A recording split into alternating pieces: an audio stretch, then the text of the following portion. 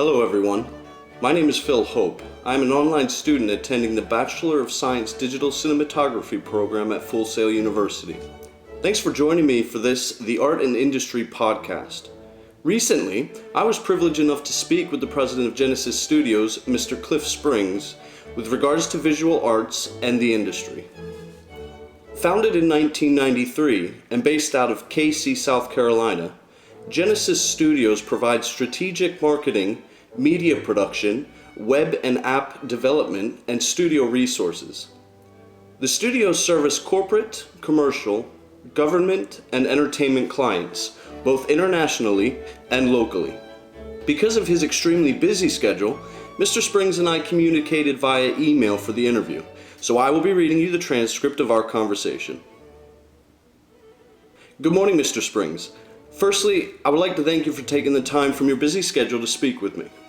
What do you see as the role of the visual arts in society today, particularly in your profession as president of Genesis Studios? Mr. Springs replied, "Visual arts touch nearly everything in society today, from the obvious, art, advertising, product packaging, websites, etc., to the less obvious, app interfaces, video styles, motion graphics, etc. When I'm hiring new staff, I would actually prefer to hire someone with some artistic skills and then train them the technical side of things, rather than vice versa. I believe artistic instincts are invaluable for this business these days." I then followed up with this question. New communications and media technologies make imagery almost instantly available. Do you believe that this has a positive or negative influence on your field/industry? Can you provide an example? Mr. Springs answered, "I believe this is positive.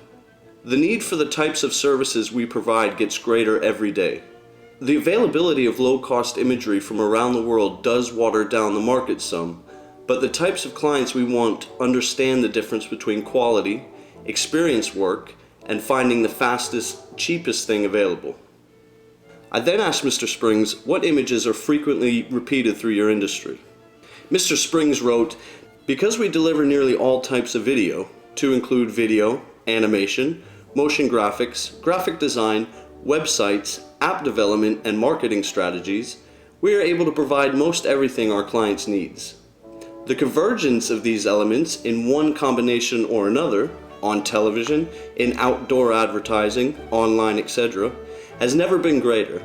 There is no lack of need for our services, and we believe our diversity of skills is one of our strengths." Mr. Springs, who is one of your favorite visual artists, and what is your favorite style of visual art?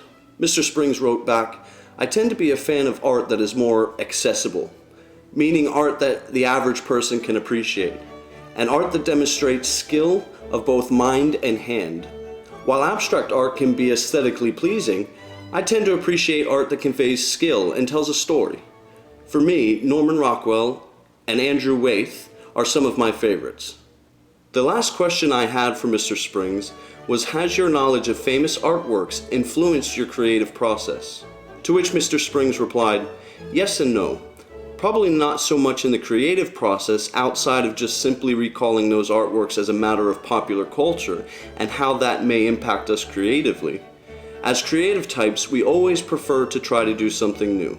Our clients don't always allow us to venture too far outside the norm, but whenever possible, we like to break new ground."